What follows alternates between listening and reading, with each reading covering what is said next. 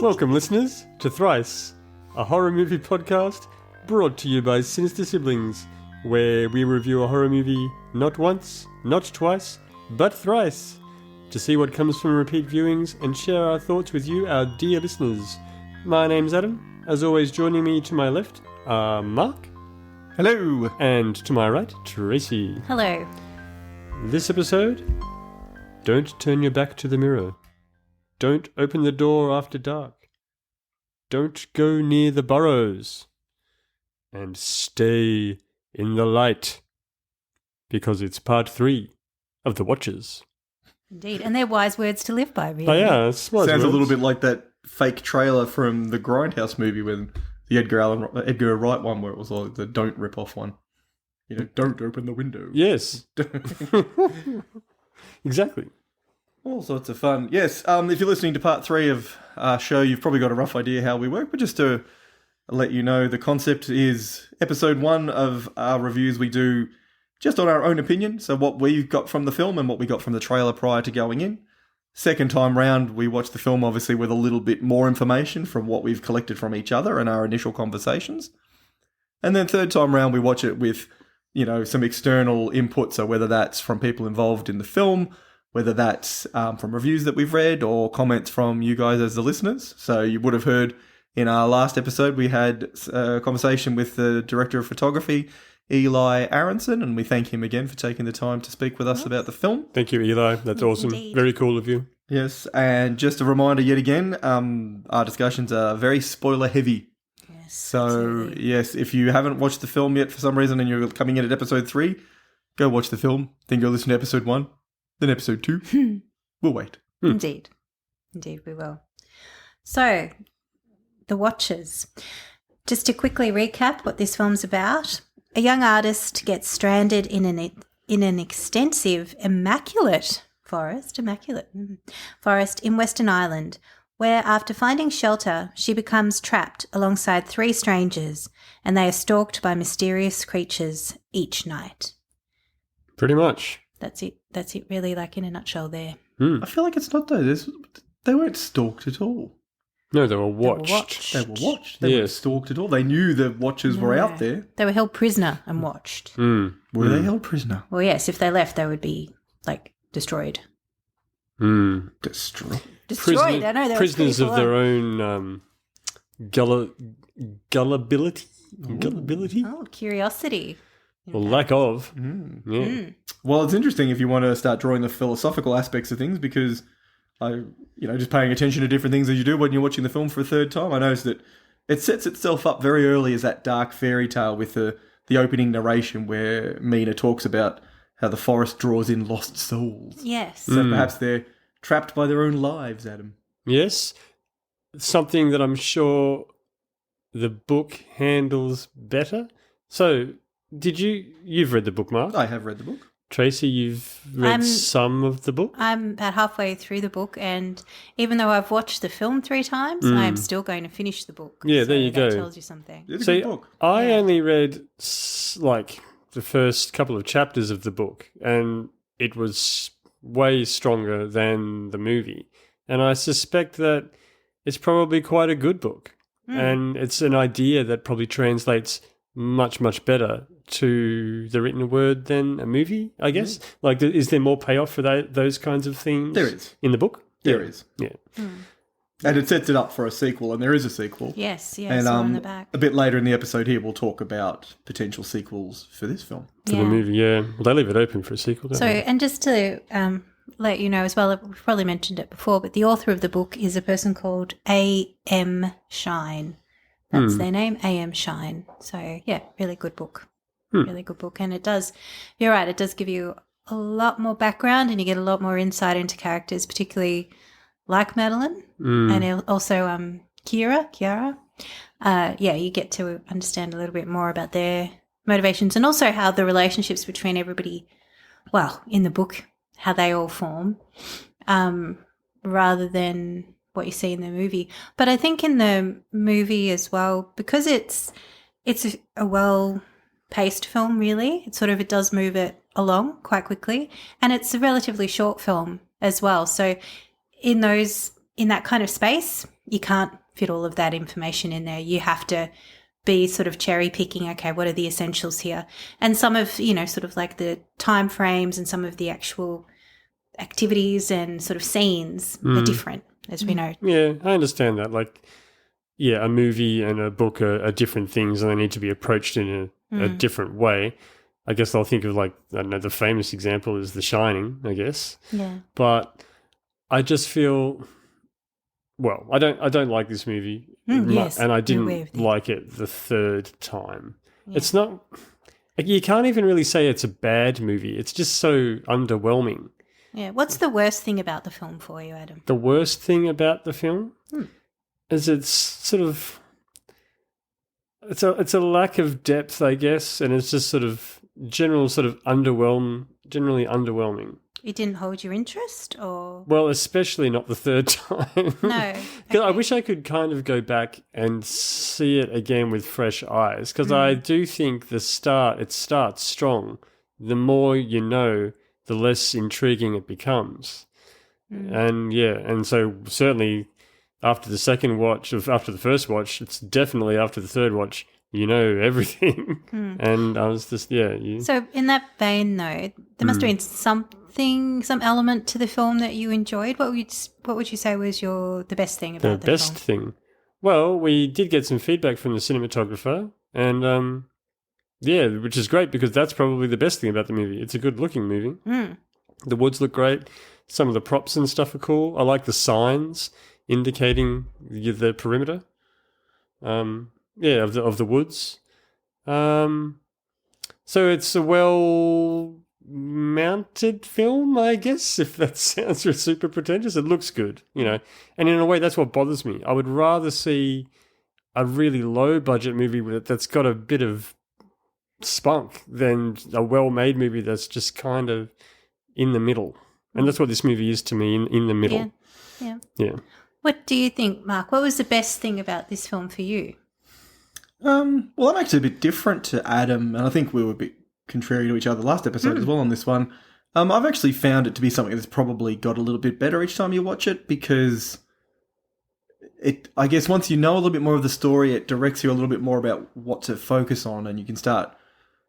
And there's a few more little breadcrumbs and things around it all. So, and watching it, knowing it's a fairy tale, I think I said in the first episode I felt a bit misled. That if we probably knew what it was, it may not have even made the podcast. Yeah. But knowing it's a more of a dark fairy tale type of thing, you kind of look at it a little bit more in that once upon a time there was a girl called Mina, and working through that way. And so it was interesting, and I wanted to... So I actually quite like the way that Madeline's character is woven through the story. I still think Mina as the main protagonist is a little bit meh. Yeah, a bit wishy-washy. And look, I understand there's some needs for that because she's lost, because she's lacking in colour. The colour palette of the whole movie, as Adam was saying, it looks beautiful. And, you can see Mina is very pale and very drab and like there's no colour in her life apart from the bird. That's the spark, Yeah. So yeah, I think I like that there is some more to see underneath as you go through, which is what we were hoping with this podcast altogether to find, did movies have some interesting things to see. I actually watched it this time round. I decided just for something different, I would watch it with the subs. So I watched it with subtitles on just to see if there are any interesting things to catch. And there isn't, I guess. It was an interesting way to do it because you just they have a couple of bits where they do use like Celtic words and things. So like the watchers will say something in Celtic kind of thing. Okay. So that was interesting. Also made a point to pause it when she stops to fill up with petrol early in the film and there's the missing person. Yeah. Because I was curious. I wanted to see were any of the other people in the were unit they? on there. No, they weren't. I was looking for that too. I sort of looked for it, but it was But yeah, there was a lot of people, and it was covered over quite a space of time. So I think you were talking last episode, Adam, just around how many other people as Madeline walked through this. Yeah, that's right. Because obviously Madeline, being the day walker, is almost recruiting to bring in more people for the watchers to study and to learn. Yeah. And so it was interesting because we talked about the rules and how Madeline, basically she's the one who makes them up, I guess, because she's telling people what to do to best serve the watchers. Yeah. And I was seeing that more this time because, just those sort of things where it's, there's a bit early on where I think Danny says to Mina, that Madeline has a theory that if you just see one, it would make you go mad. Yeah. Sort of. So saying, don't look at them. But you've gasped, please. No, well, it just occurred as you said that, like seeing one would make you go mad, and that's because usually when you see one of them, they're in your image.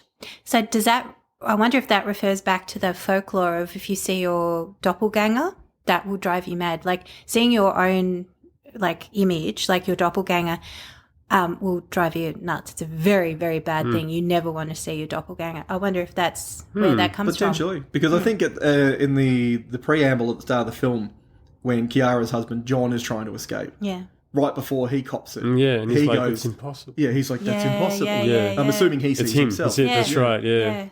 So that's kind of cool. So, like you were saying there, when you watch this movie again and you know that Madeline is a day walker, she's a watcher, she commits to the bit. She's all in on being like, why does she tell them about, she tells them everything. She shows their hand, tells them everything about the watchers. And I kind of sort of thought as I was watching, why would you do that? Like, what would you have to gain by, you'd give them some kind of story, Yeah. Well, she's an outcast amongst the watchers. That's right. Well. That's the thing. She did say that, didn't she? Yeah, because that was one thing that I really picked up on in this viewing, or perhaps it's even through reading the book as well. So, but I really found that, like last time I saw, there was a similarity. Just to interrupt, just quickly, would you recommend people do read the book? Absolutely. Yeah. As a companion piece? Absolutely. Really enjoying it. And I think it does give a lot more depth. Sorry. Hang on, you go.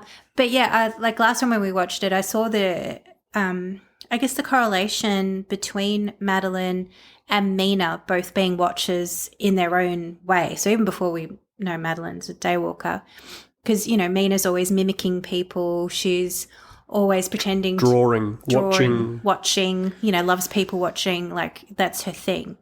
And this time I really saw the correlation between the fact that Madeline is seen as a deformity because she's not like the other watchers. So she's different and she's an outcast. She sees herself as a monster.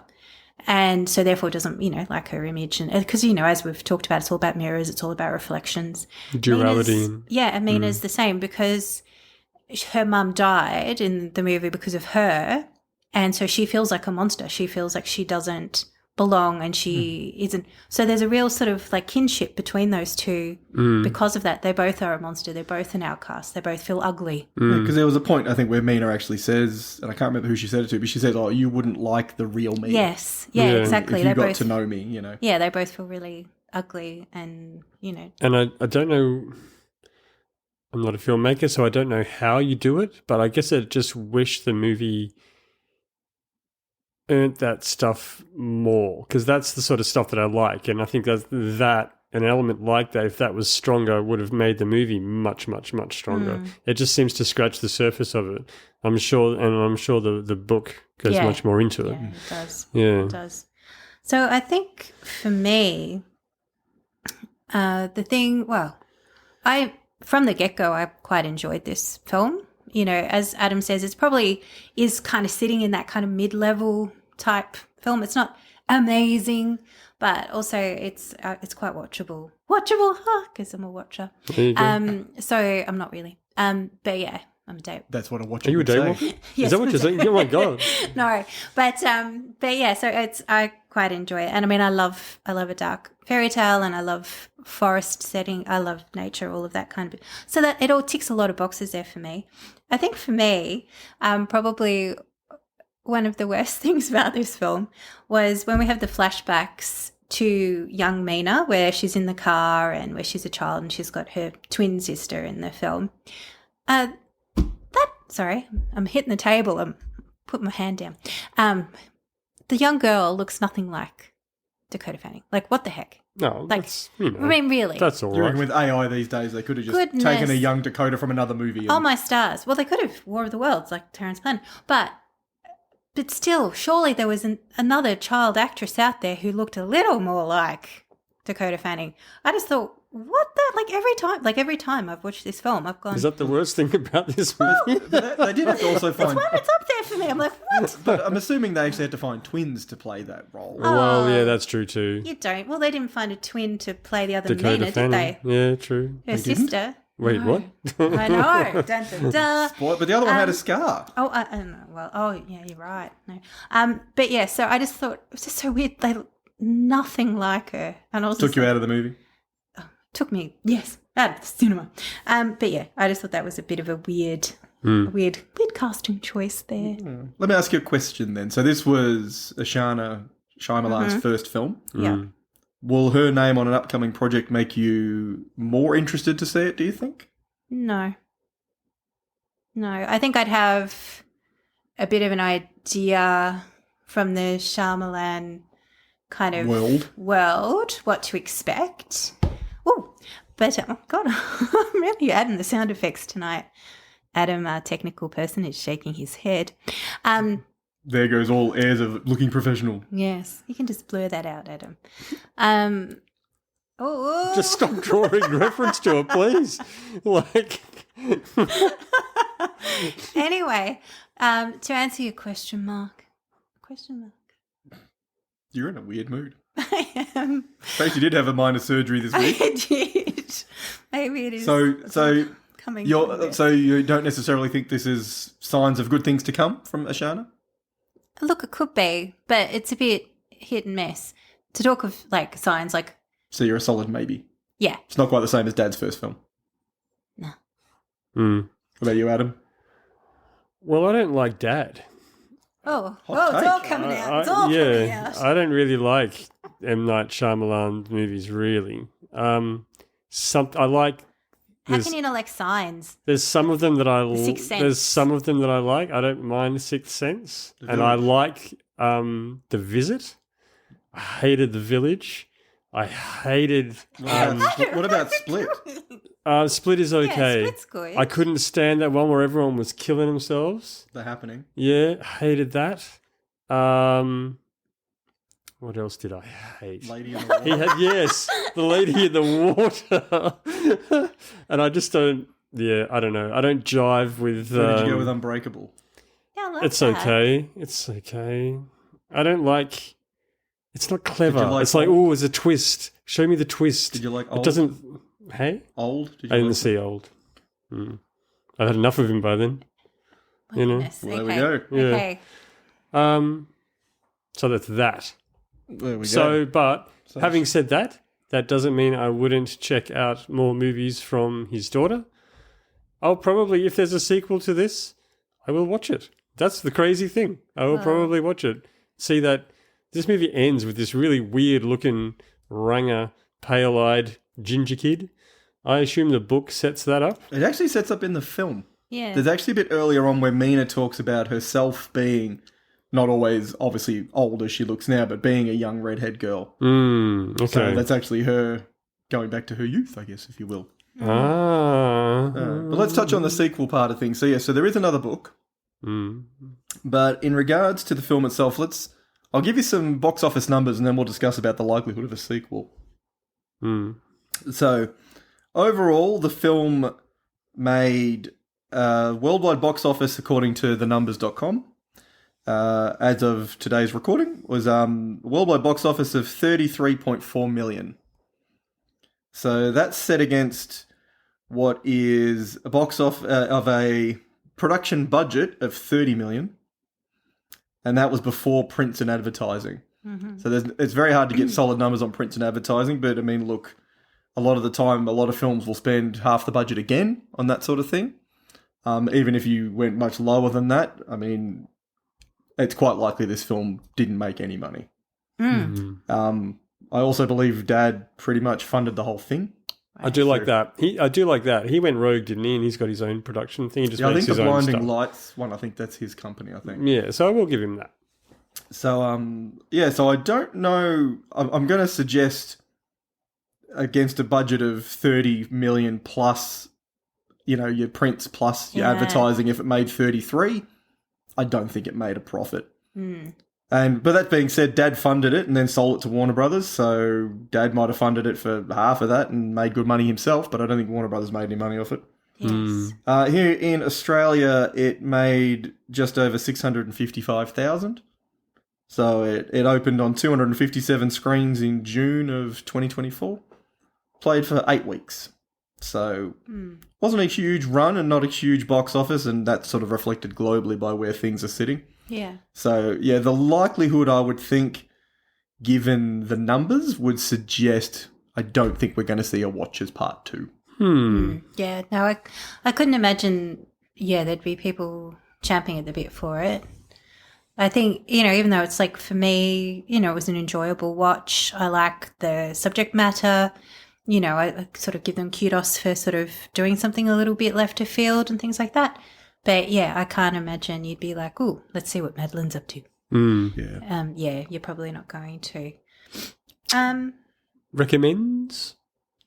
Yes. Well, I'll kick you off if you want. I've got some recommends. So for me, I look at this film obviously as a dark type fairy tale. So if you like this style of film, a couple that immediately came to mind, some ones from Guillermo del Toro. Yes, yeah. So Pan's Labyrinth and Shape of Water. The Shape of Water, yeah. I was going to say Lady in the Water. I was like, Shape in the Water. The Shape of... They're both, whilst not similar stories, they still have that overarching thing, I guess, where you've sort of got a normal person ends up in a fantasy setting. Dark fairy tale. Yeah, and probably another step to the right for that would probably be something like Robert Eggers' The Witch. Yeah. Because that's also got a dark, foresty, folky, kind of fairy tale-y element. And you can... Whilst it's obviously set back in, the early settlement times of America, it probably still has a little bit of ordinary people getting involved in sort of supernatural fantasy type events. So they're probably the ones I would point out, I guess, if I was saying some recommendations of things if you like this one. Yeah. What about you, Adam? I've got a couple. I've got 10 Cloverfield Lane from 2016. Starring John Goodman and Mary Elizabeth Winstead. That's like a far superior movie than this one, I must say. But it basically has a similarity. Have you seen it? I think so. Yeah, that's where he's got her That's right. He's trying to convince her what's happening outside. So the similarities are this girl, she's in a car crash. She wakes up in a bunker with John Goodman, and he tells her, "You can't leave this bunker. The surface is a wasteland. It's very dangerous. Stay in the bunker." And the rest of the movie is kind of like, well, it has a fundamental flaw, which I'll get to in a second, but is this guy for real? Is it dangerous on the surface? Can I leave the bunker? And I guess that's the similarity. Perhaps leave things vague for the ending in case people want to see it. Well, it's not, but it's... What bothers me about that movie is it's Cloverfield Lane. It's in the Cloverfield universe. We know that it's dangerous on the surface. But, Anyway, that's what that movie. So 10 Cloverfield Lane, and I guess in terms of just the whole surveillance thing, again, a far superior movie, The Truman Show from 1998, starring Jim Carrey and directed by Peter Weir. Yeah. Oh. Well, Watchers. With my recommendations, I went down this sort of dark fairy tale lane as well. Oh, sorry, one more. Oh, please. Just quickly. Please continue, Adam. The TV series Lost, which is like kind of the thing that I really don't like about this movie. I don't like it when things have this kind of mythical or supernatural element to it, and then it gets brought back to reality. Once they start discovering the bunker and the science of it, I'm out. I like it when they keep it in the supernatural. Okay. Yeah. Yes. Well, I also had referred to Pan's Labyrinth as a good recommendation for people to have a look at. And then also, I'm not really sure why. I think because it's that kind of, dark and mythical and you're in the woods kind of vibe. But the movie The Company of Wolves, I don't know. The old Neil Jordan film. Yeah, that's a cool movie. Yeah, from 1984. So that's the one where Angela Lansbury's telling the bedtime story kind of Yes, it's got Angela Lansbury in it. But yeah, it sort of evoked memories of that film for me as well. But then also a book trilogy as well that I read probably back in the 90s, and having researched it back up to recommend it to you guys, I think I want to try and track them down and read them again. So it's by an author called Storm Constantine. So it's called the Grigori Trilogy. So it's a series of 3 Gothic horror novels by Storm Constantine. Tells the story of the Grigori, a race of fallen angels who are being reawoken in preparation for the new millennium, and their children by human women, the Nephilim. So it has elements of kind of like that fae or that fallen angel, and then also the halflings. So they've got the Nephilim in the Grigori trilogy, and we've got our Daywalkers here. So it was a really engaging series of books. Like, I really loved it. It's always been very hard to find in print, probably not now with things like eBay and such. You can probably track them down. But I would highly recommend those books for that whole sort of vibe of the fallen angel or the fae, and sort of daywalkers and halflings as well. So, guys, overall, what do you think after watching it 3 times, reading some book, hearing from our director of photography? Adam, what are you giving The Watchers?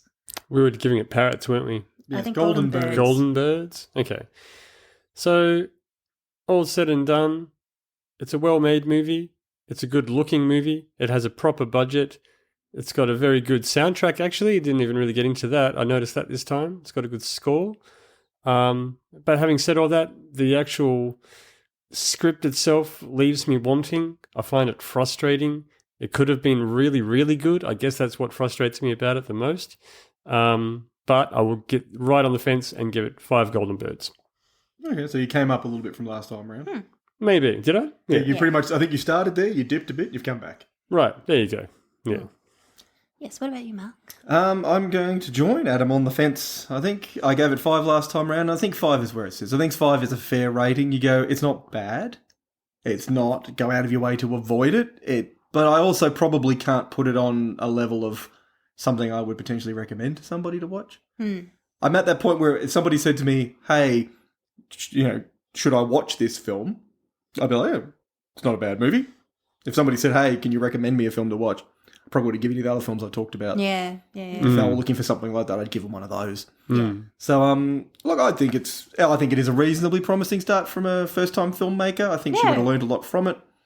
It's certainly in that Shyamalan universe. I do enjoy Shyamalan's work, so I think there's still some interesting things to come. I mean, if he can pass the torch to her and share... I mean, he's not an old man by any way, shape or form, but if he can pass some of his skills to her as well, I don't know, maybe she wants to get out of that too. She might she might end up making, action films or something just to not be under Dad's wing. But so I think I'm pretty happy with the 5. I think it's okay. It's a movie. It's a movie. It's entertaining. You're not going to be sorry that you watched it, but it's probably not likely to make too many people's best of lists. Yeah. No. Well, I think I'm going to stick with the 6 Golden Birds. As I've said, I've appreciated the film. Like, I enjoyed it the first time. I was quite, sort of surprised that you guys didn't like it as much as I did. But as you said, I agree with you both. It's kind of like in that middle area. And, appreciate the film. And, it's a 6 from me. Cool. Yes. So, guys, if you've enjoyed listening to us wax lyrical about The Watchers. And listening to Tracy bang the table randomly. Yes, add some sound effects in there. Then please make sure that you are subscribed to this podcast. Make sure you're following us. Share it with your friends. Rate, review. And if you'd like to hear more about what we're getting up to, head over to Facebook and follow us at Sinister Siblings. And we'd love to have you and hear from you. So with that, it's goodbye from me. Yes. And me. You're being watched. Yes. Stay in the light. Stay in the light. Farewell.